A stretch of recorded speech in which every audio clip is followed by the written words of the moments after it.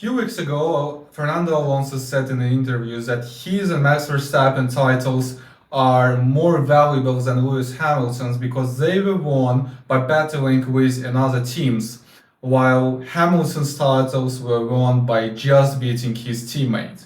And that's what Hamilton replied. I gave my reactions. That's my thumbs up. I don't really have a lot to say about it. It does make me giggle a little bit, to be honest, but I have tried to be really respectful over the years. For example, when you've ever asked me about who has been the better driver for me, I've always tried to give praise.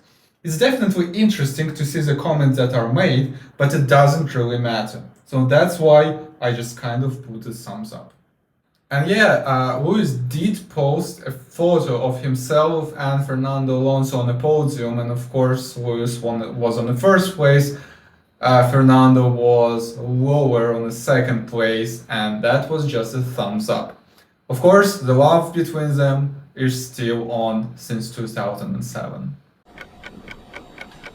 Former F1 driver and recent Formula E champion, Stoffel Vandoorne joins Aston Martin as test and reserve driver, and that's what he has to say about his new role. It's incredibly exciting to be stepping in a reserve driver role in F1, and I'm delighted to be doing it with Aston Martin. I've watched with great interest how the team has developed and expanded operationally, and I know how incredibly determined it is to make progress in every area. Joining Fernando, who I already know from F1 racing career and wants to help them develop and improve next year cars, will be a terrific job. And I'm really looking forward to the challenge and reward of working together with the whole team at Silverstone. Well, I do hope that this time around he won't need to compete Fernando Alonso on a track because he was one of the fewest drivers who lost to Fernando in quali nil to however races were in that season. But of course, I wish him all the best in a new role. Talks about winter break, similar to summer breaks, started in the paddock, and Toto Wolff was one of the first ones to comment on that. There are many of us team principals that would like to replicate what we have in the summer, at least starting in Christmas and going into the new year for 2 weeks. Obviously, that's still up for discussion, but there was a positive indication for the well-being of the people. Yeah, I totally agree with Toto Wolff because these F1 teams are traveling 20-25 countries for 8-9 months. They are extremely exhausted by the end of the year. And actually, Toto Wolff and Mathieu Binotto were one of the principals who missed a few races. I think it was in Japan for sure.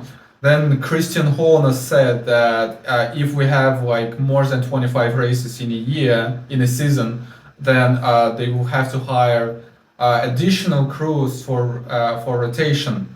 So yeah, I do believe that everyone deserves to be at home with their friends and family to spend some quality time during Christmas and holidays. So yeah, I hope that it will go through.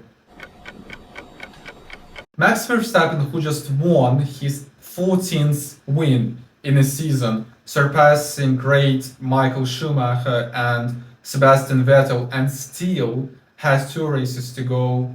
He has a comment on that. It's just an incredible season for us as a team. I never thought I would be able to win 14 races in a year.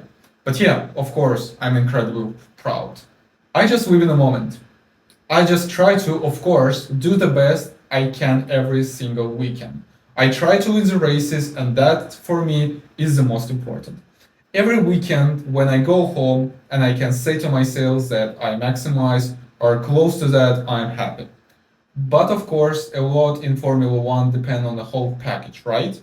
And we're having a great package, and I'm just enjoying the moment. Yeah, Max Verstappen and Red Bull indeed have an incredible season. And no one thought that after 3 races, when they have 2 DNFs, then by the end of the season, he will be world champion 5 races before the ending of the season, with 14 record-breaking wins. Max Verstappen and Red Bull is just like a whole package. As he said, they are inevitable, and I don't know what has to happen for them to lose two remaining races. Valtteri Bottas will take place in the Race of Champions in 2023, teaming up with two-time world champion Mika Häkkinen. I'm really looking forward to being able to make my Race of Champions debut at last. I watched the event on TV for many years and I came so close to competing last year until I had to pull out at the last minute. I'm also thrilled to be able to partner Mika Häkkinen for the Team Finland in the ROC Nations Cup. I have become good friends with Mika over the years, but it will be a special treat to be able to race along him. I have become good friends with Mika over the years, but it will be a special treat to be able to race alongside him. Last week in Mexico, Fernando Alonso lost another engine, and that's how Otmar Safna commented on that. So again, this was an engine issue. And we don't have the same people preparing an Esteban engine or a Fernando engine, they all mix around. The probability of this happening isn't zero, so it can happen. But it's slower to always to have it on one side or the other. But when I was at Honda, I can't remember how many engine failures Takuma Sato had, like 13 in a year, and Jensen Button had zero. Zero. And the question always came up. We couldn't find anything to show that it was on one side or the other side, and at that point the question was always, does Takuma drive it so much differently to Jensen that it always happened on him? I think it was just the luck of a draw, so I think it's the luck of the draw. Yeah, Alonso did have horrible season. Due to unlucky safety cars, VSCs, engine failures, strategy calls.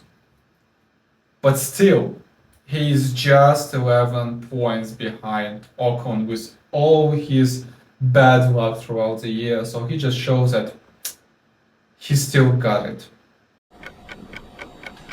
Hamilton and Mercedes are set to prolong their partnership, very successful one, beyond few years. We are going to sit down and we're going to discuss it in the next couple of months, I would say. We haven't started having talks. We want to definitely finish the season and then find some quiet time over the winter like we have done last time around. That literally started in a winter holiday and lasted over months. We haven't done that. That's what Toto Wolff said. My goal is to continue to be with Mercedes. I've always been with Mercedes since I was 13, and it really is my family. Mercedes-Benz is my family. That's Hamilton's quote. Honestly, not a big news for someone who is watching Formula One and is close to this world. Hamilton is still in a good form, and he thinks that he has some unfinished business with his 8th world title. So he's looking for a race-winning car in Mercedes, and maybe then he will retire. Bad news for Russell, because as soon as Hamilton has a race-winning car, he will be the number one driver for sure. Red Bull breached budget cap and was fined by $7 million and 10% time reduction in a wind tunnel. But what's interesting is that 2-3 weeks before the FIA announcement that Red Bull actually breached the budget cap, other teams already knew it. That's weird because this should be very confidential information and only two sides should know it. The team who basically provides the financial data and the FIA who controls it. No one else. There's definitely was some form of leakage from FIA, and Christian Horner has a comment on that. The accusations made in Singapore were extremely upsetting for every single member of staff, all our partners, everyone involved with Red Bull. Obviously, any form of leakage is hugely worrying. It is something that we expect to be followed up. This is really disturbing, and if Formula One and FIA wants to keep their reputation of a good faith, they have to investigate what happened, how teams already knew like 2-3 weeks before the announcement that someone breached the budget cap. But unfortunately, I think that it will just go onto the sink, and yeah, that will be all. Mercedes still want to win race in this season. The win would be proof that our car is back to the fight for win. P2 could also be because the others dropped the ball and you're just scoring some points. It would definitely be some consolation because Ferrari had the quickest car at the beginning of the year. Finishing ahead of them would be great, but again, it's not our main priority. The main priority is to understand the car and have a quick automobile on a track. Well, they only have 2 races to go, Brazil and Abu Dhabi, and honestly, if nothing happens to Max Verstappen on Red Bull, I don't see them winning. But good luck trying. Mercedes is coming back right as they have developed the car more than we did. We know as well ourselves that we stopped quite early in development of the car to focus on 2023, so I'm not too concerned by the rate of development because I know as well when we stopped developing it. I just don't get it. I just don't understand Ferrari. They had the quickest car in terms of the quality, in terms of the race pace, in terms of the tire degradation. They had the whole package. And now, 2 races before the end of the season, Mercedes, who hasn't won a single race in this year, just 40 points behind the Constructors' Champions, and Charles Leclerc is 3rd in a Drivers' Championship. And now I'm not sure that in 2023 there will be a 3-horse battle between Red Bull, Mercedes, and Ferrari, and it will be rather between Mercedes and Red Bull because Mercedes are on the right path, and next year they will have a competitive one, and we will have another great season battling Max Verstappen and Lewis Hamilton. That's my prediction. Nico Hulkenberg, super sub in 2020-2021, is still in a contention to Haas seat, and because of his spicy history with Kevin Magnussen, that's what Kevin Magnussen commented. I think I've said many times now that I don't have a problem with Nico at all. Actually, I respect him as a racing driver.